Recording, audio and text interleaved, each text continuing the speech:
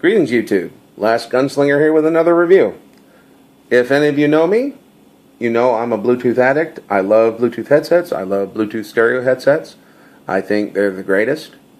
Anything with Bluetooth in it, you automatically have my interest. Right now this is my current favorite, the LG HBS 810. Very flexible design, very comfortable design. Also has the retractable earbuds so they don't get caught or they don't get broken. About 13-hour battery life. Excellent headset. And because of the design being behind your neck, and these parts rest on your collarbone, many companies have seen the success that LG has had with this design, and they came out with their own iterations of them. The newest company to make their own version of a behind-the-neck Bluetooth stereo headset is Zagg. Zagg is a company famous for their invisible shield screen protectors, which basically they have for any device that has a screen, including laptops. Some kind of a stretchy polycarbonate material that they initially pioneered through the leading edge of rotor blades on helicopters in the military to stop the material from getting pitted and messed up by things they might hit in the air. Well, Zagg also ventured into electronics by making Bluetooth keyboards, Bluetooth keyboard cases, and power bricks. Now Zagg is venturing into the Bluetooth headset market with the Flex Arc wireless headset. As you can see, very similar in design. Behind the neck, retractable earbud, it appears to be. So that's awesome. Let's see what actually they have to offer. Now I will also say that I believe this will be the first actual review of these headphones. I believe these actually came to market. They were announced at last year's Consumer Electronics Show, and I've seen several videos of them being shown on the floor, but no actual demonstrations of how they work or how well they work. I've seen a couple articles, basically puff pieces, talking about the features of the headphones, but not actually how they sound, how the headset actually works, what are the pros and cons. So we're going to go through those here. So let's take a look. These are the features right now that they show on the inside of the cover. You have your music and call controls, your retractable cable for your headphones. You have the built-in microphone, of course. You have your power button and your mode controls. Lightweight frame, and this is the hook for you wanting to get this particular headset. It actually has 13mm external speakers on the outside of the headset, which is interesting. That's what kind of got my attention, because you can utilize this headset with or without the headphones. So I thought, I'll check them out. So let's open up the package, see what we got. You have the headset itself, and then on the inside you have your manual charging cord and other earbuds, so you can adjust the size. So let's put that over here. Alright, first impression. I've had these for about a week, and I've worn them. When you compare them to my favorites, weight, about the same. Possibly this one might be a little lighter, but I don't know. I don't actually have a scale to weigh them. They are a lot more rigid than the LG Tone Ultras or the LG 810s. These ones are much more flexible. The arms that have the headphones in them are longer. That means they're going to rest farther down on your collarbone, and it's going to be more comfortable. Not to say that these are uncomfortable, they're just not as comfortable. As you can see, they are curved to come down and rest on your collarbone. from behind your neck. They're not the most uncomfortable headset. I can wear them for quite a long time. There is a rubberized texture on the piece that goes around the back of your neck, and up to about here, this is just becomes hard plastic, but this is all a rubberized texture. One thing I did find while wearing them, because they are so tight to the back of my neck, I did sweat quite a bit. So these things will make you sweat. I believe they are somewhat sweat resistant, because you're not going to get any actual sweat past the rubberized texture, which seems to be sealed. There doesn't seem to be any open ports on it. So you should be good if you want to use these for working out. Buttons are pretty simple. You have your play, pause, and answer call and hang up call button. The multifunction up and down buttons, hold it down and you'll go forward one track on your music. Hold the back button and you'll go backwards one track or to the beginning of the track. Quick taps is volume up and down. On the opposite side you have your power button and the mode switch button, and we'll get to that later. Now let's check out the actual hook. Now, one thing that I realized when I first powered on these headsets is that we've been spoiled. Okay, most if not all of the LG Tone headsets, they give you voice prompts. Some of the higher end headsets like the Infinim and the 810s, if you have a certain app on your phone, they will tell you the time, they will read texts out to you. Very technologically advanced headset. Unfortunately, this one has none of that. There's no voice prompts. It's just beeping.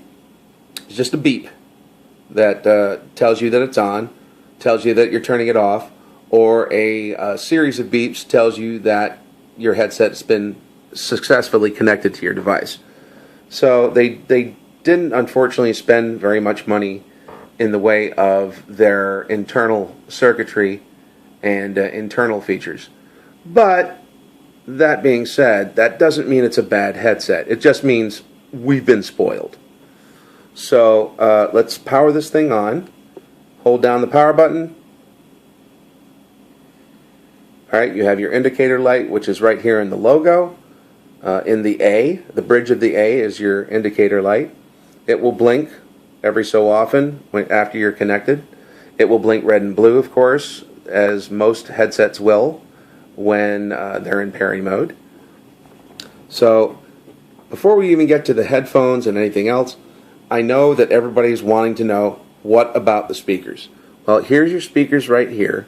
You can see this little circular grill, okay, and we have the same thing on the other side, so it is actually stereo. Alright, let's find out exactly how good or bad these speakers actually sound. So I'm going to open up my phone and get some kind of music going on. Okay.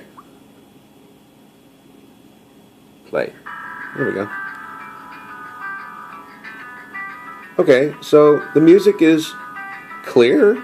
There's not any distortion that I can tell. Let's try at a higher volume. Okay, we got a high volume. Let's see, is this the highest volume we got? Okay, so forward is to heighten the volume, back is to lower the volume. So this is kind of a soft song, so I don't expect it to be very loud. Let's see if I can get a louder song. Let's see.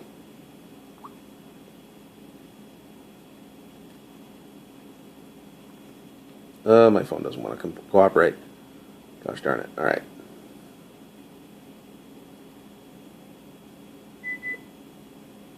Come on. Play.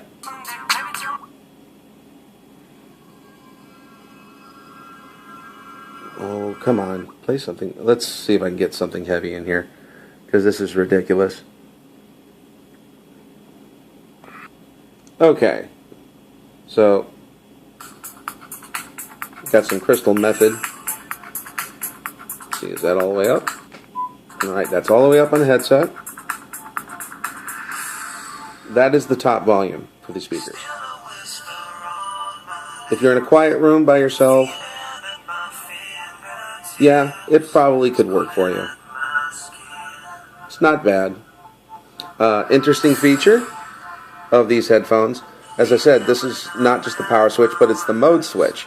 So if you want to use the headphones and you pull down, it automatically switches with the volume going to your headset. But if you choose that you don't want to use it and you want to use the speakers again, all you have to do is retract the headphone and it will automatically switch back to the speakers. It's a pretty neat little feature. Now, if you want to disable the auto switch feature, all you have to do is tap the power button once and it will automatically go back to the headphones. And then you can retract them. Now, of course, as soon as you retract the headphones, it will automatically go back to auto switch. So, you can't permanently disable the auto switch. That might have been a good idea for people that don't want people listening to their music. I'll turn this off. Okay. Now, here's the cons with this headset. The speakers, obviously, 13mm drivers. As you can see, the speaker wells are not that deep, so you have absolutely no bass response whatsoever. Highs and mids, okay, they're not bad. But, of course, the loudness, the volume on them is very, very low. It's really not something you can use in a crowded room. If you're like I said, if you're by yourself or you're in your car, yeah, it works fine. It's not the best audio experience, but it's far from the worst. The headphones themselves, very, very nice. Okay, you have good clear highs, good mids, and nice thumping lows. All right, bass response on them is pretty good. Is it the best? No, but you know, that's not what you're really buying these for. The biggest gimmick with them, of course, is the speakers. And the speakers for music, for vocal audio, like for podcasts, they're fine. Nothing to really get excited about. They're okay. But for the headphones work really, really well. Battery life with headphones only, I've got them to go about 10 hours max. With the speakers on, only about 4. So you're getting a lot more juice eaten up by these speakers, even though they're only just over double the size in driver size than the headphones. Another complaint, rigidity. For people with larger necks like myself, they're not uncomfortable, but they're not as comfortable as the more flexible and have the more flexible headsets with the longer pieces that rest more on your collarbone than jutting out from the front of your neck. If you're going to be putting these underneath a collar of a polo shirt, which I do all the time with these with no problem, it's going to make your collar a little stiff. You're going to know that you're wearing them. You're not going to forget about them anytime soon. Another big problem that I've noticed, and I'm not sure if it's just my headset or not, range is a big problem with this headset. I don't know why. I know that with my with the LGs, I'm able to get 35 feet or more, and that's through walls. With this one, I go 10, 15 feet, any walls in the way, the sound starts skipping almost immediately, just outside of 10 feet. Without walls, you get about 27 feet, which is almost on par. They say about 30 feet for most Bluetooth headsets. Another small complaint is if you're trying to use these headphones with the speakers for a telephone call, don't. Unless the person that's calling you has an amplified microphone attached to their computer for like VoIP, or you have some kind of a volume control outside of this actual Bluetooth headset, it's not going to work very well for you. you will end up not being able to hear that person unless you're in an extremely quiet room, and even then it's iffy. I tried talking to someone this afternoon in my bedroom with a fan that was on a low setting, and it just completely obliterated anything they were trying to say. Even with the fan off, I really had to strain. I almost had to take the headset off of my neck and hold it up to my ear, which kind of just, there's no point to it. Listening to music, yeah, they're okay. But for phone calls, don't even try it. The design itself, I think they could probably work on it a bit.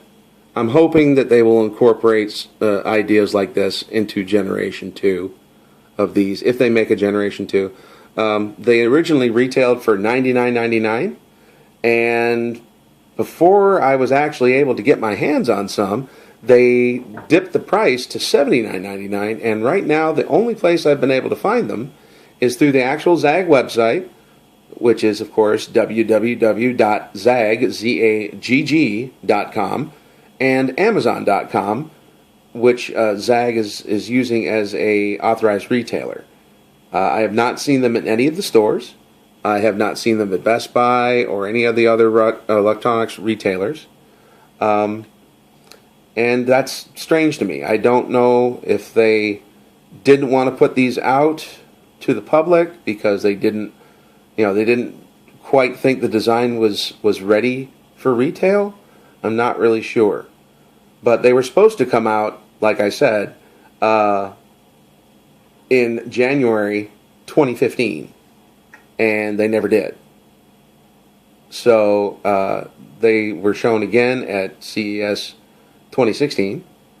Oh no, I'm sorry, 2015, and they finally showed up in spring of 2016. So I'm not really sure. I've tried reaching out to Zagg. I haven't gotten any answers from them. But it does carry the Zagg warranty if you're unfamiliar. The way Zagg works it is if you buy a product from them, you're not happy with it, or it's defective in any way, you call them on the phone or you send them an email. They will send, if it's defective and you want another one, they will send you another product, sight unseen. All they need is a credit card number for incidentals. And when you receive it, they give you a box, they give you a label, you put the defective one in the box and you send it off, and no cost to you. And I believe it's at least a year warranty, I believe. And that's a pretty good customer service on their behalf. But I would like to see a Generation 2. Unfortunately, I'd have to say I will not be hanging up my LG A10s quite yet. But I will be playing with these a little bit more. If anything comes up, I will be putting an update in the comments, or well, not the comment section, but in the description, as to how these fare over the next couple months, whether or not they will perform better, or I will find out that there may be a flaw or defect in the design, and there might be some kind of a recall. I'm not sure, but you will always be able to find out by checking out the description. So if you liked the video, give me a thumbs up. I'll try to get more reviews out there as I'm able to afford products, as I don't have any sponsors and I don't have anybody that sends me anything for free. So this is unsolicited and unsponsored. So this is my money that goes into buying this stuff. So that's why I can give you honest reviews, completely unbiased. So if you have any questions about the product or any of my other reviews, just leave a comment in the comment section. I usually get back to you immediately because I usually have my phone on me. So that is my review of the Flex Arc wireless headset by Zagg. I hope you enjoyed it, and I'll see you again soon.